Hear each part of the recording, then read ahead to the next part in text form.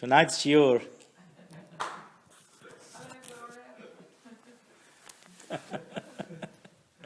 is a very, very interesting shiur.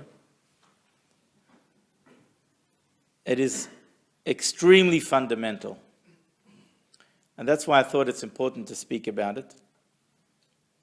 Which miracle is greater? The miracle of the creation, and perhaps we can even translate it into which act is greater? The act of creation of heaven and earth, or the miracle or the act of the Exodus, going out of Egypt?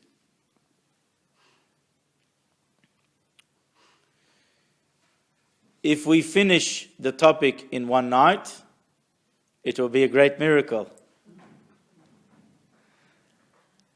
And I don't know whether I necessarily want to, so it may continue to two. But the reason is because I think that these issues are so fundamental, it's worthwhile to ponder and to think and perhaps question. But that is one question. Which miracle is greater, the Exodus or creation? It would obviously seem that creation is much greater. The reason why creation would be deemed greater than the Exodus, because, for example, let's say, the splitting of the sea is a great miracle, where God split the sea. Correct? Or the time in Yoshua where the sun stood still. It's a great miracle. But to create it, something from nothing, would that not be a greater miracle? Here we're talking about a creation, something from nothing. It's a novelty, it's a hidush, it's a wondrous novelty, it's something from nothing. Whereas all the miracles throughout our history,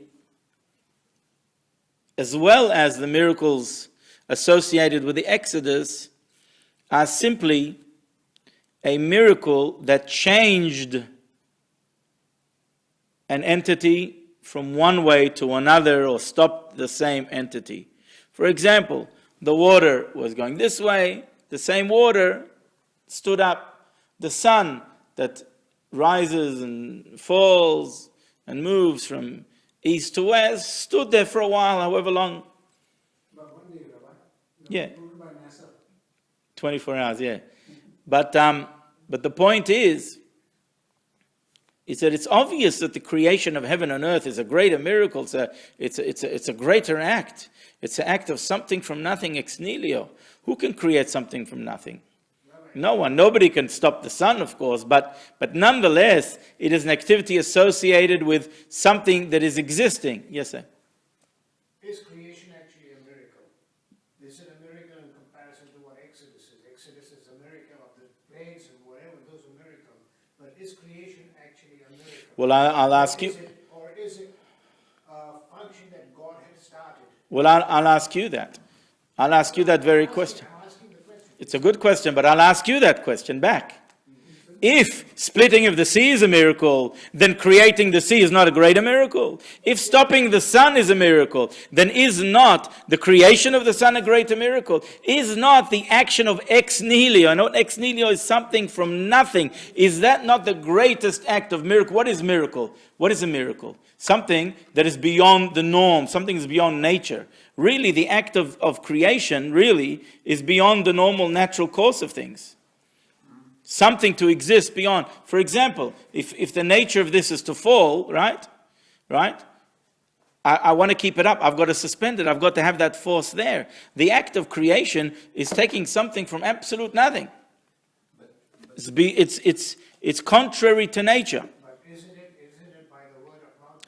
Everything's by the word of mouth. The fact that God said for the waters to stand still is also by the word of mouth, but by God's command. But that action, I would say, is a greater miracle. It's a greater phenomenon. Call it. No, Call it whatever word you want to call it. That's why I said before, notice how I changed the word from the word miracle to a greater act or action.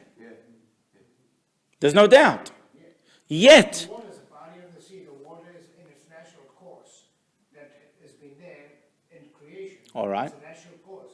But for it to split, that is a miracle. That, then waters don't just pass. but absolutely. But what you're doing is you're taking an entity that exists and you are temporarily changing. You're not creating a new existence here. The creation of a new existence is a much more profound novelty. If I were to take a piece of wood, right, and fashion it into a beautiful desk, you'd say, wow, that's art, that's a good carpenter, that's very nice, right? But if I were to just suddenly go like this and form a tree, what would be greater? Sure. That's it. No doubt. There's no doubt about it. Yet we find that when God gave us the Torah, and the concept of giving of the Torah is forging a bond with his people, by which he gave us the greatest gift of history, as God himself said, has there ever been such a thing? When God gave us the Torah and he commanded us to cleave to him, to know him, to believe in him, he said, I am the Lord your God who has taken you out of Egypt. He did not use the greater phenomena, so to speak, or the greater action of creation, heaven and earth. If God was to impress us, if God was to speak about miracles and to impress us, what is more impressive? The action of heaven and earth, no doubt. Action of heaven and earth. The whole world was involved in that. The whole world was brought into being, not just a miracle for one particular nation. That's A. B. Why is it that we find that the whole calendar, the Jewish calendar, the Jewish order of months was changed from the Exodus? Fundamentally speaking, and I'm not going to get into the potential of things as a dispute in the Talmud, but fundamentally speaking, what's the first month of the year? From the time of creation, no? When is Rosh Hashanah? When is the head of the year? When do we count the new years? When does the year change? It changes in Tishrei. When the Rosh Hashanah, when God created the heaven and earth. Yet the Jewish calendar, there's a hidush, there's something new that occurred in the Exodus. No longer now do we count the months from Tishrei. We count the years because we count the years from when it was created, but we don't count the months. The festivals are not proclaimed from Rosh Hashanah, they are proclaimed from Pesach, Chodesh HaShevi'i, Chodesh HaRishon. The Torah explicitly says and bases its countdown, its counting from Pesach, from the month of Nisan. That is the month number 1 now. So the whole order of our calendar changed. Why? Why is our calendar based upon an activity that seems to be so much less miraculous, so much less of a phenomena, creation of earth, than the Exodus? Yet our calendar follows Exodus, and it's a fundamental shift. It's a fundamental hidush, novelty. Everything now is dependent upon that. The festivals, the 7th month, when the Bible says the 7th month, it means the 7th from the 1st. The 1st is Nisan. Were it to be from Tishrei, it will be a totally different month that we're celebrating, or Rosh Hashanah. That's a fundamental shift. It wasn't the fundamental creation of the earth or the world as it was for the purpose of giving the Torah? Yes, true. That's why I'm not going to get involved in the there's a dispute in the Talmud. Was the world created in Nisan, or was the world created in Tishrei? So one says in Nisan, one says in Tishrei. But how can that be? How can you argue a fundamental concept? And the answer is because one speaks about potential, the purpose of creation, and one speaks about creation in its reality. When was it created? Fine, Tishrei. But when was its purpose given? In Nisan, when we became a nation. All right, that's fine. But nonetheless, we're shifting. We're shifting from the greatest activity that the world has ever known, and that is the creation of heaven and earth. Why are we shifting from that? Why are we moving away from that? Why did God not say, I am the Lord your God who has created heaven and earth? What's a greater miracle? If I was to impress you and to say, I'm very talented. Look, I can make a table. Or I could simply create a tree here. Which one would blow you away? The tree. If I could create a tree from nothing, I would be a billionaire. More than a billionaire. You couldn't even measure. But if I make a table from a tree, I make $50 an hour, $100 an hour, whatever it is. But if I were to now make a tree from nothing, I'd be a billionaire. Google and what's the other guys? Move out of the way. Move out of the way. The tree maker is here. Apple? Forget about Apple. This is the apple tree. I'm making an apple tree. Forget it. Apple, move out of the way. This is big time. So if God is to impress us, which action would impress us with more? Heaven and earth. Yet he chooses not to. Yet our calendar is not dependent upon the creation of heaven and earth. That's a fundamental shift. Why is this shift? Why is this shift? 3. We have a book called Sefer HaChinuch, the book of education. Primarily, it was given to engage people's interest why God gave us different commandments. But he writes there very clearly in his introduction, I'm only here only to pique a person's interest. This is by no means the all and be all of mitzvot. They are very deep and much deeper. But he writes there in regards to Pesach, in regards to the Exodus, he writes very interesting. It's Yisod Gadol. It is a profound foundation. Ve'amud hazak, and a very powerful pillar. Betoratenu u be'umunatenu, in our Torah and in our faith. It is a fundamental principle in our faith. He doesn't write that about creation. He writes that the Exodus is a fundamental principle, not creation. Why? Furthermore, the commandments, many commandments that we have, both positive and negative, are associated not with creation of heaven and earth. They are associated with Exodus. We put on tefillin, Exodus. It's to remember that God stretched out his hand, took us out of Egypt. So we put on our hand. We put on our head as a sign, a bond between us and between God, to remember, to recall. We eat matzah. There's a paschal lamb, paschal sacrifice. We do not eat hametz. We are prohibited in eating hametz.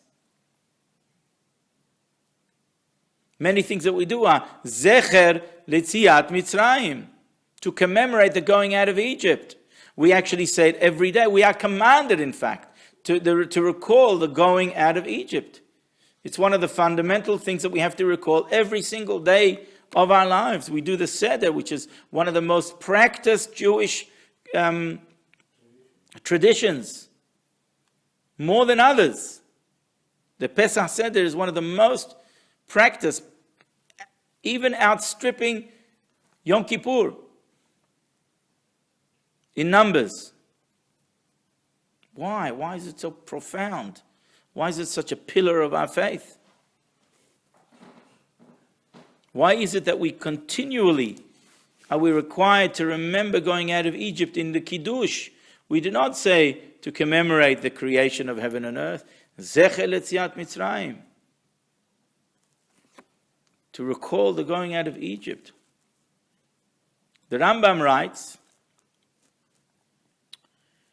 Tzarich ha'adam shichaven libo v'chol ma'asav le'da et Hashem. A person must always accustom himself to draw his heart's attention that all of his actions must be focused to know God. Everything about our existence must draw us closer to knowing God, to understanding God. Ponder creation, ponder the world, whatever it is, wherever you go, whatever we do,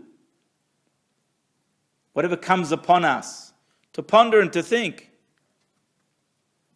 that how God interacts with us, how God created the heaven and earth, and all of these different types of things. Ve'oved et Hashem tamid. And he must continually strive to serve God. Continuously. So we are commanded to continually strive to come to know God and to serve God. The knowing of God will then inspire us to serve God. And if that's the case, then a fundamental principle of that is understanding why then is the Exodus such a core feature in our faith. We have to understand it, because so many commandments are dependent upon it. So many commandments are to commemorate it.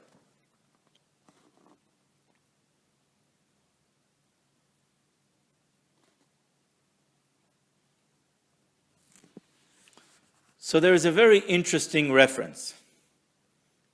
The prophet Yehezkel refers to the redemption, the Exodus, as a birth. A birth. What is a birth?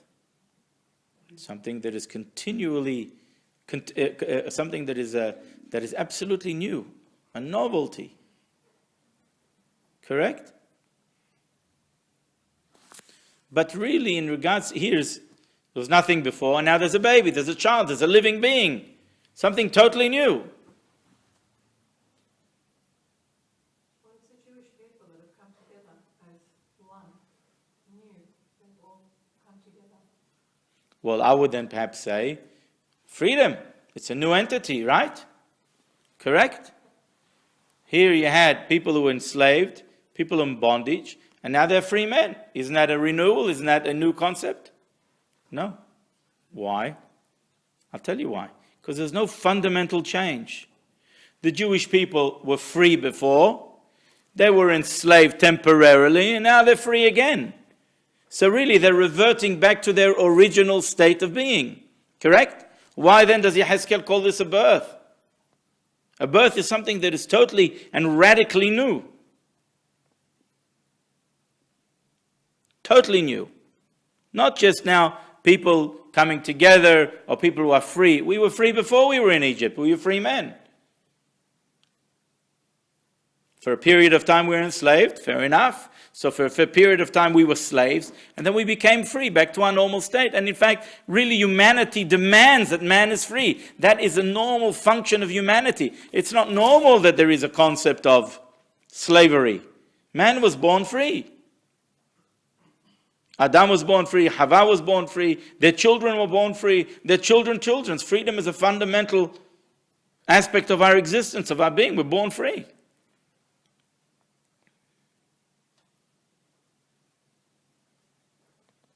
Even an animal, for God's sakes, is free. It's born, runs around, flies, this and that. It's got to contend with nature, it's got to contend with predators, but to a certain degree we do too. But everyone's fundamentally free. So there's no real renewal here. There's no hidush. There's no novelty here. Yet everything is about creation of heaven, of Exodus, not creation of heaven and earth. That is so fundamentally a novelty. Because that's when we got the Torah after Exodus. No? Okay. Yes, I don't disagree. That's a big thing. You see with the Torah. It's like But again, why is the Torah related to the Exodus? And in fact, sorry? Well, let's believe in the creator of heaven and earth. Is that not a greater act? If you want to believe, by the way, incidentally, there are a lot of philosophers that have written that there must be a creator. Yet there are a lot of people who try to explain away the miracles of Exodus in a natural way.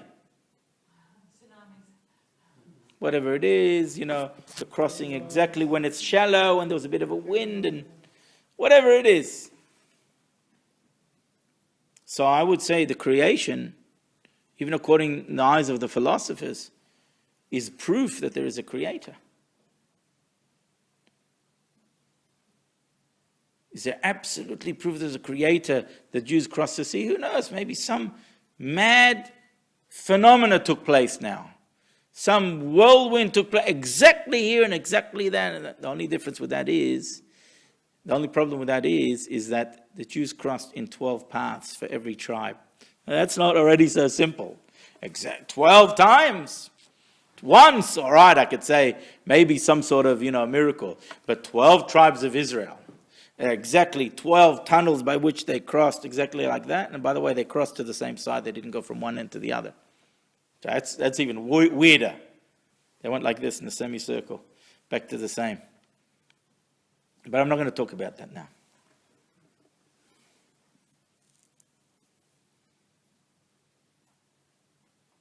Another important point. The Jewish people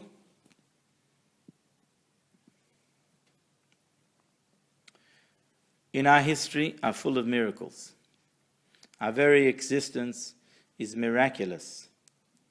Look at the miracle of Purim. If it wasn't for Purim, the miracle of Purim, we would be here today. Would we be here today? We wouldn't be here today. Haman would have finished us all off. Wouldn't have been one Jew left. Wouldn't have been one Jew left. Yet we don't continually say, Zecher lenes Purim, commemorating the miracle of Purim,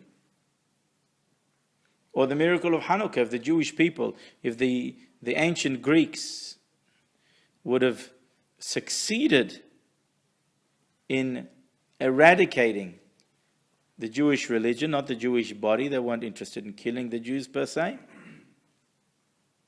but they wanted to undermine the Jewish faith. If they were to succeed, if we did not experience the miracle of Hanukkah, both in battle and the wonderful display of God's love for us by allowing the oil to burn enough time for the Jews to produce new oil, we wouldn't be here today. We would be speaking Greek or whatever other language. We would be totally assimilated. Yet we don't make a fundamental core issue out of it. It's important. We commemorate, but it's not fundamental to our faith. Exodus is. Furthermore,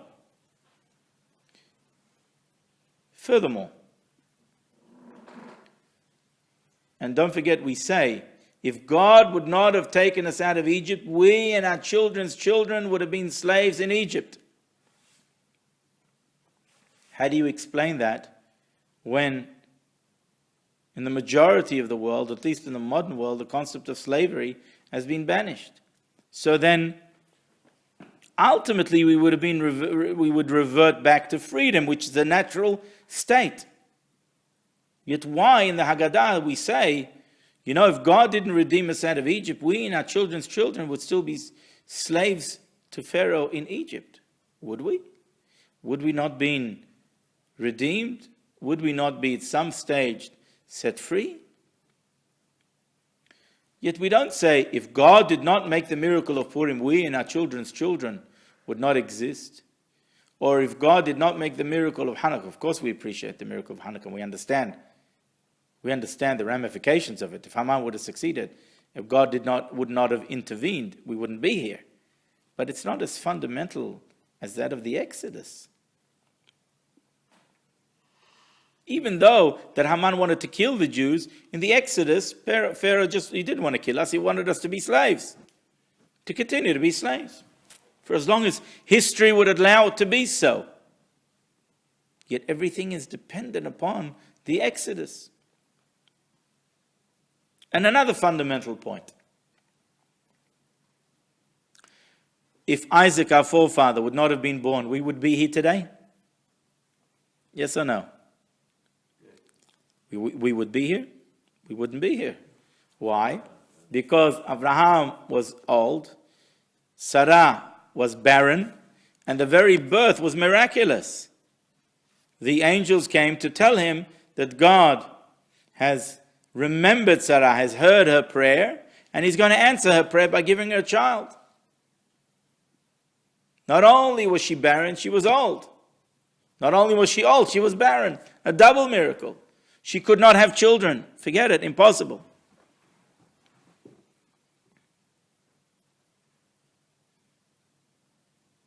So if Yitzhak was not born, we would not be here today. Yet we do not mark that as a fundamental principle. We understand its consequence. We understand its importance. We understand its ramification. We appreciate it. But we do not go around Zecher leleidat Yitzhak, commemorating. We do this mitzvah to commemorate the birth of Yitzhak. We do this mitzvah to commemorate the birth of Yitzhak. We remember it, but not as fundamental as the going out of Egypt.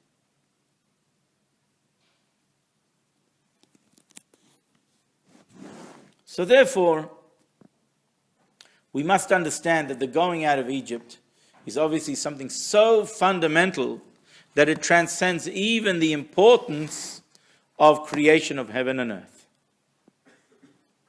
So let's understand.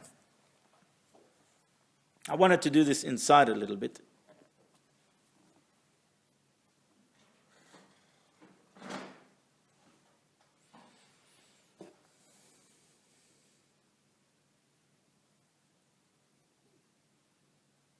There are two types of miracles. There is a type of miracle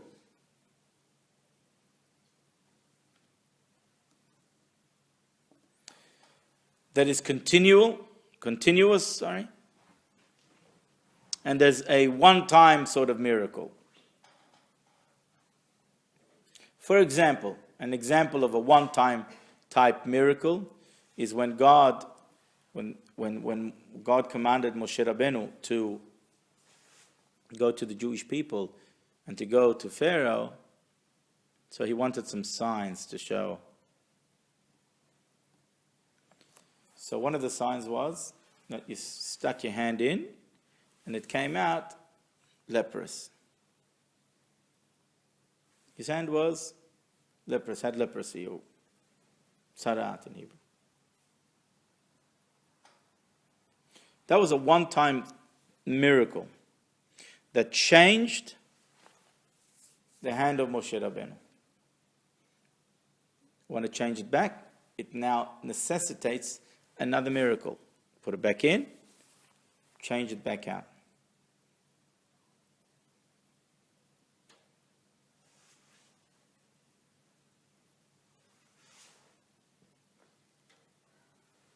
Then there's another type of miracle, that every single second is miraculous. Not the one-time miracle where Moshe Rabbeinu stuck his hand in for that second, and then the miracle occurred. Miracle, no doubt, absolutely.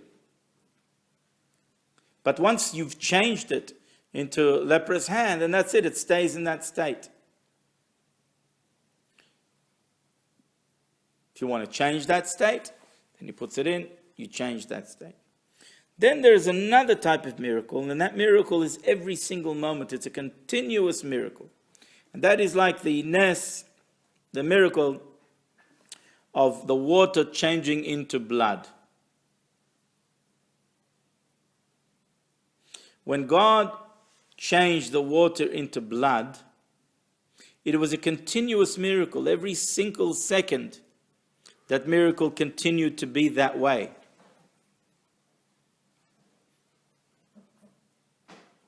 When God no longer, when the plague finished, then the water went back to its natural state. Because there was no fundamental change, so to speak, it was continuous. Another example of that, the splitting of the sea. The splitting of the sea was the sea. It still was water. When God split the sea and it turned into a wall, so to speak, it still was water. But for the water to stand still, it was continuous. The miracle was continuous as long as God wanted the water to be a wall, God suspended every single second the water. When God no longer wanted it to be a wall, like a wall, it fell back to its natural state. You did not need a second miracle to change it from its state, because it was a continuous miracle. When God stopped the sea, the waters in the Nile from being blood, they didn't have to empty out all the rivers and all of the sea. It just turned back to water, because it was a continuous miracle. It wasn't a one-time miracle where God turned the water into blood. In fact, when the Jews took from it, it was water. When the Egyptians took from it, it was blood. So there are two types of miracles. A continuous miracle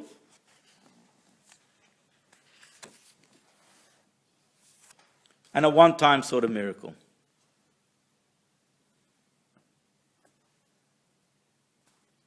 Now I'm going to read from here and I'm going to translate, because I happen to like what he's written here and how he's written it. Otherwise I would say it by heart.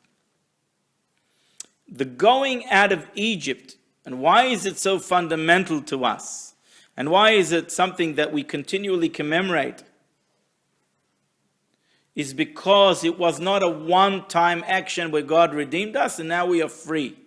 It is something far superior to that, far beyond that, far deeper than that.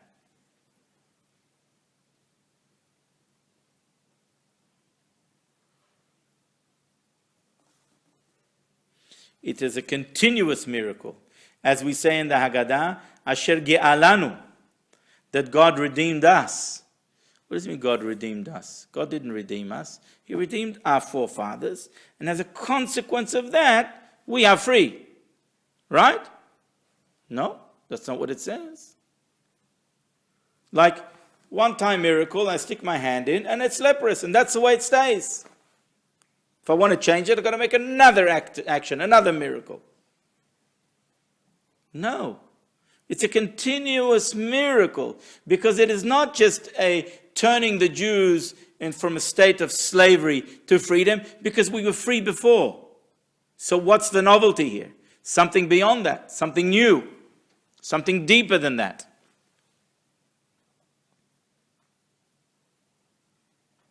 And therefore the redemption or the Exodus is a continuous miracle.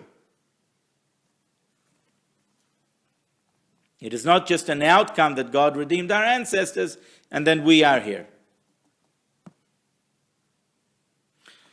Why is it, in fact, that the Exodus is in such a manner? Why isn't it not that God redeemed us and that and then because our ancestors were free, then we are also free, and we thank God for that? Very simple. We have to revert back to understanding the two types of miracles in order to appreciate what this really is. What is a miracle? A miracle is a miraculous happening. There's no logical explanation for it. That's what a miracle is. Logic cannot explain. If I suddenly now will make create an apple tree growing in this room, there was no logical explanation about that.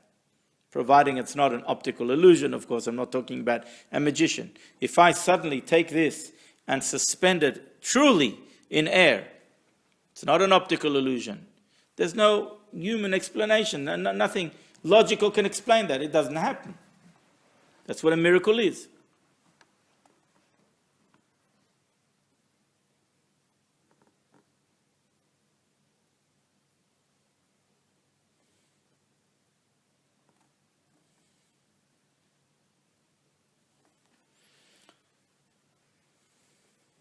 So there are miracles that once something is created or made, it takes on that form or that shape. Like the miracle of Moshe Rabbeinu taking his hand in, it's a miracle, no explanation for it, but then it takes on that shape or that form.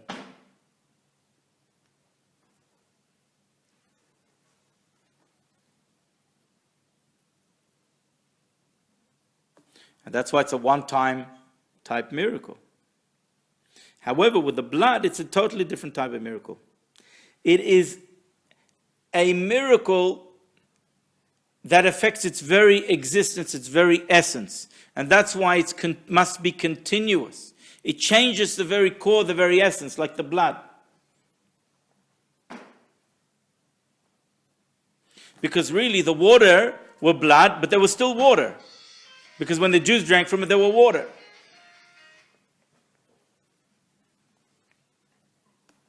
Therefore, there was a fusion of two opposites. There was a fusion of two opposites. Blood and water simultaneously. This is a deeper miracle. It is a greater miracle than changing the existence of something.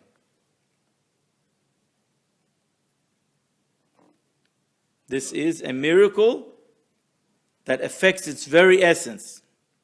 And that's why it has to be continuous. So too, with the miracles of the existence of the Jewish people. The fact that Isaac was born, it was a miracle, right? But that's it, the miracle happened, and then, Isaac exists normally, naturally, like every normal baby grows and continues to exist. And therefore, it is a one-time, one-off miracle. It is not a continual miracle. And therefore, it's not as fundamentally, as deep as a continuous miracle that really affects the core. Here, she wasn't able to have children. God made a miracle. She had a child, and that's it. He exists, and he continues to exist like normal, natural. That now becomes the natural course of things. Isaac was born, and now he lives. And that's normal. The first occurrence was miraculous. The continuous is normal.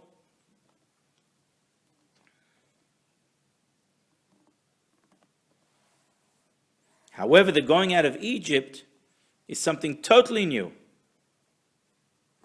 It embedded within us the concept of freedom, not just the freedom of to be not slaves, because we were like that before. We acquired a new type of freedom that transcends time and that transcends place. And we will soon see what that means. A miraculous type of freedom.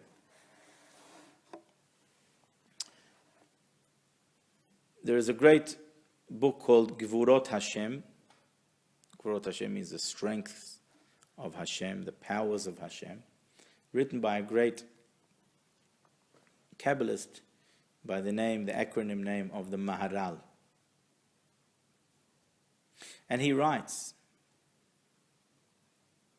what's so special and unique about the Exodus? After all, weren't we not, after the Exodus, subjected to exiles?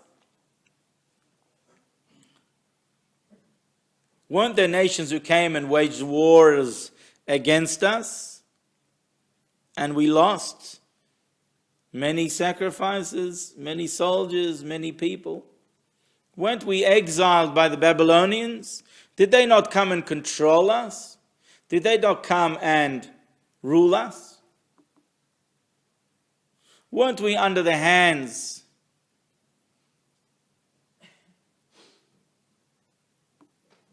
of Hashverosh and under his rule, under his influence? At that time, the majority of Jews weren't living in the land of Israel.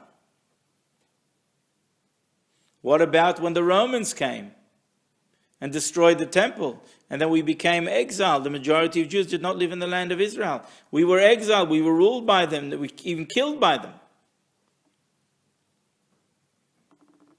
Yet we sit in the Seder every year and we say, God redeemed us and redeemed our forefathers. Simultaneous, why we still say the word Hashta'avdin. This year we are slaves. Leshana haba b'nei horin.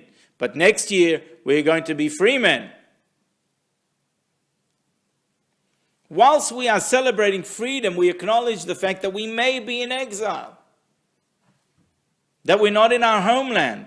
That we don't have governance in our homeland. that Mashiach has not come, that we do not have the temple, that we cannot even bring the Paschal lamb that is part and parcel of the Pesach experience. So what freedom are we really celebrating?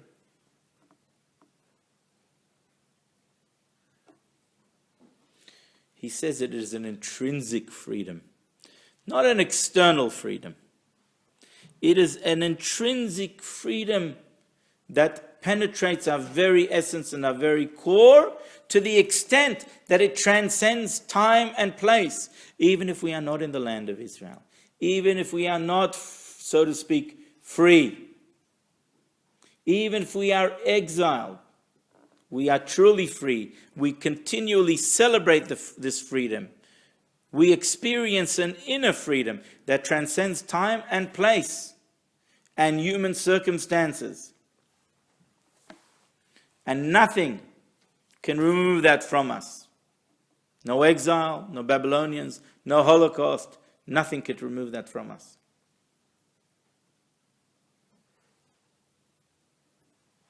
Because at the moment of Exodus, God did not just make us no longer slaves.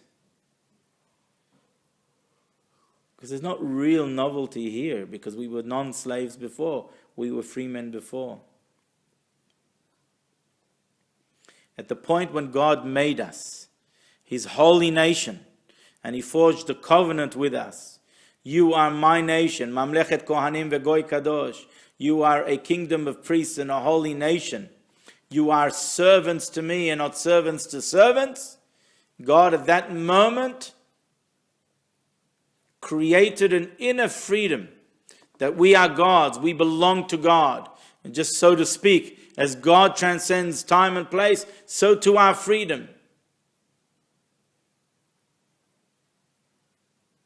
Just like you cannot bottle the soul. Can you bottle the soul? Cannot bottle the soul, cannot enslave the soul. You cannot bottle the Jew, you cannot shackle the Jew. His body may suffer, may experience exiles and suffering, but you cannot shackle truly the Jew.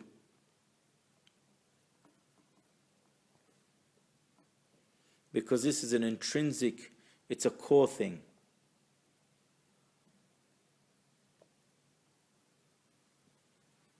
And therefore, if we are exiled, if we are taken away from our land, even if we are jailed, this is only affects the external part of the Jew.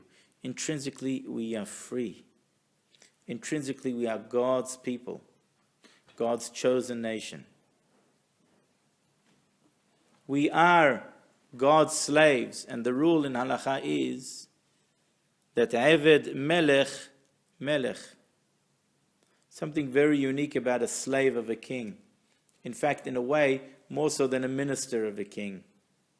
A minister of a king has a certain level of independence. He's a minister of a king, is very important. But a slave of a king is like the king himself.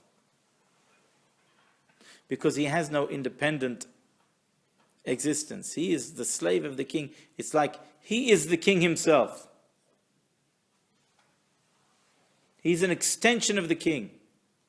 In fact, the slave is found in the palace more than the minister. The slave doesn't need any permission to be in the palace. Even a minister needs to make an appointment. Even a close minister needs to make an appointment. There are certain times. He doesn't see the king in his pajamas. The slave does. So there's a certain familiarity, there's a certain level of intimacy when you are the king's slave. We are, so to speak, the servants of the master of heaven and earth. We are his servants. And when we are his servants, we have become like the king himself. We now transcend time. We now transcend the normal confines of things. This is what the Maharal writes. It's a core thing. It's an intrinsic connection.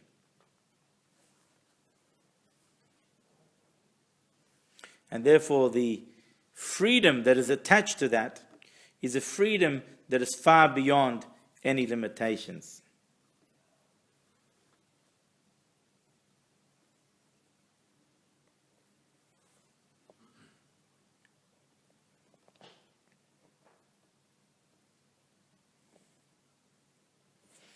When did this occur? It's a novelty. It's a new concept. This occurred when the Jews left Egypt. Before, when the Jews entered Egypt, this level of freedom did not exist. It only existed when God chose to take us out of Egypt and to make us his servants, to choose us as his Mamlechet Kohanim, a nation of priests, Vegoy Kadosh, and a holy nation. There is a possibility that men throughout times are free, sometimes enslaved, sometimes free again. But that does not make you intrinsically free, because if you're just free, there could be an option, a possibility that someone will rule over you and govern you.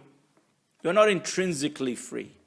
When you are intrinsically free, when your core is free, then no outside influence or governance or power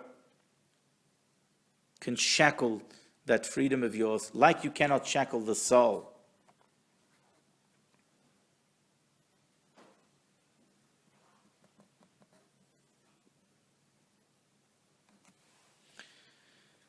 And this is a novelty. And the reason why it's a novelty is because it never existed before. Because this very concept of freedom is miraculous in nature. And that's why it's continuous. And that's why we say that God redeemed us and our forefathers. That's why we say if God did not take us out of Egypt, we would have been still enslaved in Egypt. Not necessarily as slaves, but we would not have had that intrinsic quality of freedom.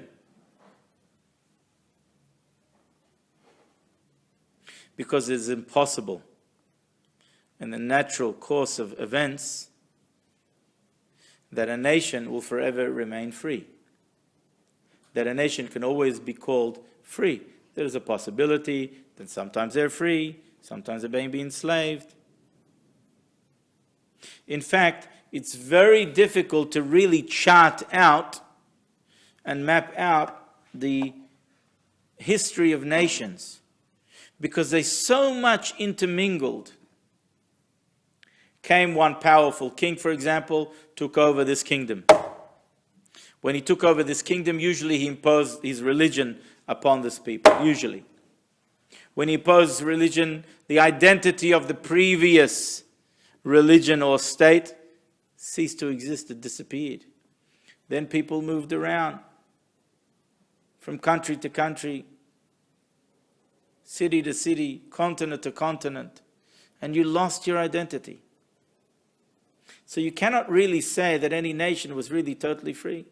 Then came another nation, a more powerful king than this previous king. And he came and he ruled over this one. And then his philosophy, his ideas, or his religion became the imposing one.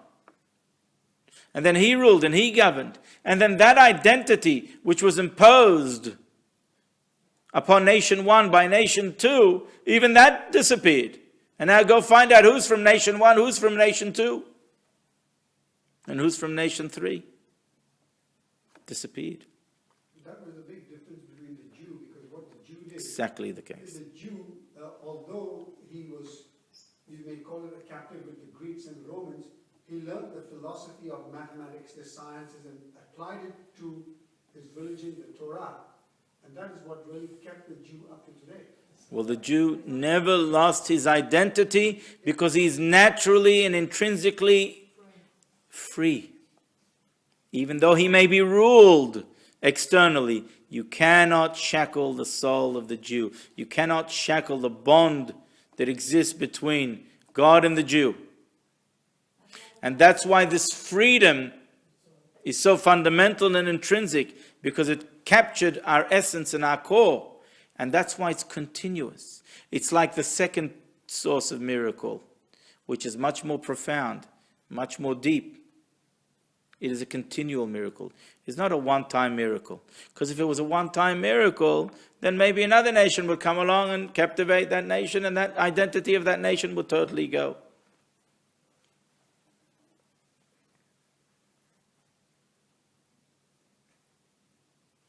Because in creation, there is one more stronger than the other one. One could be very strong today, tomorrow comes someone stronger and opposes his will and his power. And then the next day more, because we are all limited. And therefore even our freedom has limitations. Not so a godly, divine gift of the freedom of the Jewish people. That is something totally new. It's a novelty beyond any limitations. So now we're getting a little bit of a picture how profound the Exodus is. And soon we will see how even it's more profound, why it's more profound than the creation of heaven and earth in a minute we'll see. Even though that as a phenomenon, it's much more impressive.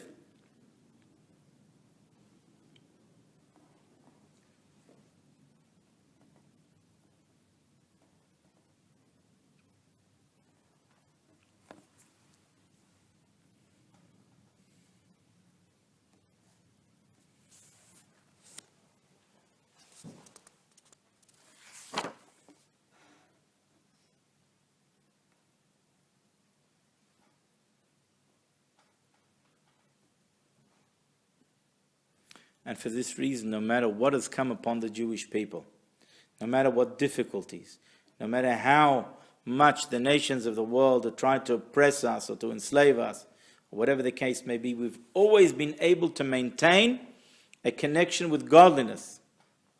And this connection with godliness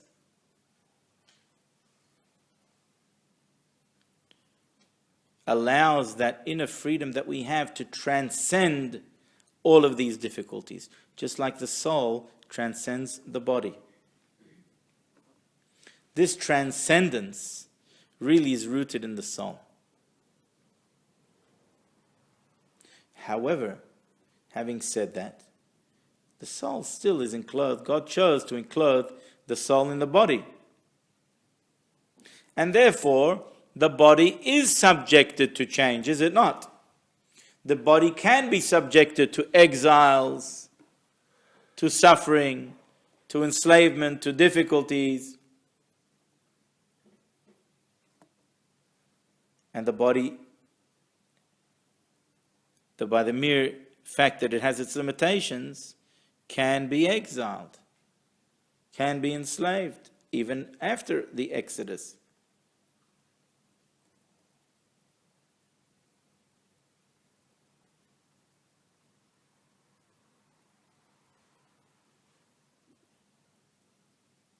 So as far as the soul is concerned, you cannot shackle the soul. But as far as the body is concerned, yes, there seems to be limitations. Yes, there seems to be that you can shackle the body of the Jew and he will then be subjected to different exiles and different situations.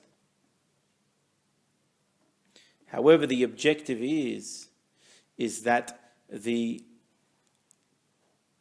transcendence of the soul and its freedom and its intrinsic freedom will somehow impact the body as well.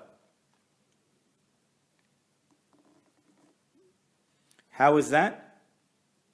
When the Almighty Himself chooses to, so to speak, impose this freedom upon us, He can then fuse two opposites. Remember, like the miracle of the blood? On the one hand, it's water, yet on the one hand, it's blood. To the Jews, it's water. To the Egyptians, it's blood.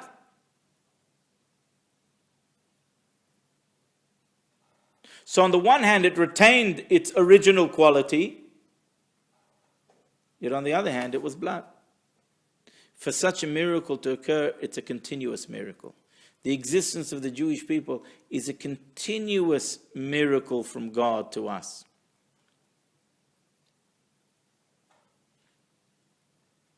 And that's why it can never, ever be removed. That's why it can never end. It is a fusion of opposites, and this fusion of opposites has the power to transcend reality.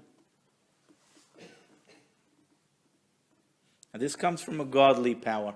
We as a body, as humans, do not have the ability to transcend this. Only when God, so to speak, blesses us with this type of exodus, with this miraculous type of exodus, then it gives us this quality of endurance and transcendence.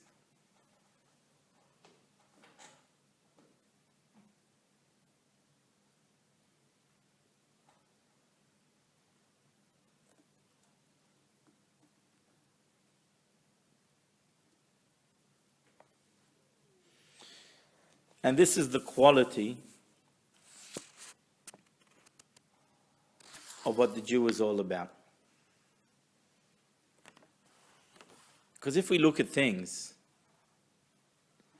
this is the objective of what the Jew has to be able to introduce to the world. Because if we look at things the way they are, when God created the world, so he created the world with a particular type of energy that is translated in what we call the laws of nature.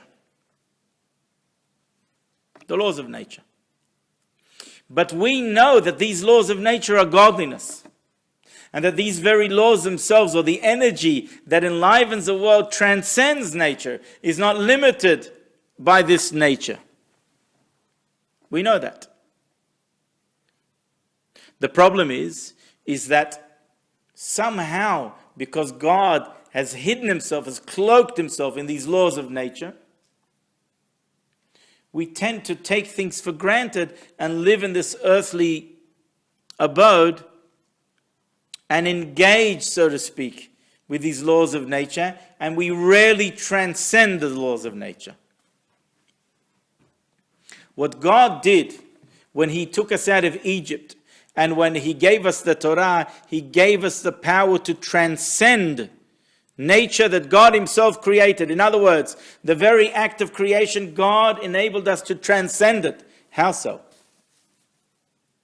By the virtue of the freedom that he granted us, the inner freedom through Exodus, and by the virtue of his holy Torah. Because now when God commanded us to do a particular thing, we now fuse two opposites together. Godliness in its natural state, in its non-hidden state, in the world that exists in godliness, in its hidden state, in what we call as nature. Now we know that the word Hateva in Hebrew is the same numerical value as the name of God, Elohim. It's the exact same. So in other words, the name Elohim hides godliness, gives place for a world, the laws of nature, the normal order of things, stronger, weaker, the stronger overpowers the weaker, etc., etc. If you have a look at the commandments, all of the 7 Noahide laws that the world was commanded prior to the giving of the Torah, what are they all about? They're all about man inhabiting the world in a peaceful and a normal manner, in order to allow the world to run in a normal fashion. The laws of justice, not to kill, for the benefit of mankind to function properly in this world. To bring the world to a normal, proper functioning standard. Even the laws that are associated between men are for there not to be chaos, for there to be equilibrium, normalcy, etc., etc.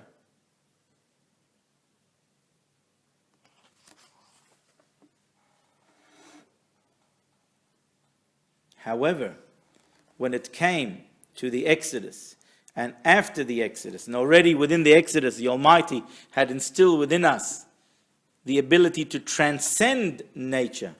He then commanded us and when he commanded us, he fused the heaven and earth together. This is an action that is greater than the creation of the world. Because God created the world, of course, it's a very great phenomenon, but he hid himself within the world.